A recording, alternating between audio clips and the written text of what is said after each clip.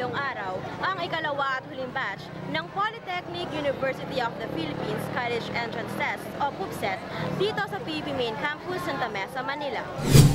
Ayon kay PUP Admission Services Office Head Engineer Adelio Sulit, tinatayang humigit kumulang 21,000 na mga aplikante ang kumuha ng PUPCET ngayong February 7, 2015. Sila ang mga graduate at graduating high school students na nagnanais na maging scholar ng bayan sa darating na academic year 2015-2016. The whole PUP community is involved mula doon sa announcements, sa communication group, tapos yung mga student organizations na napakalaking inambag sa amin. Kasi they were the ones who really volunteered to share their time, tapos yung kanilang effort para maging smooth yung sailing, yung flow, yung the whole activity.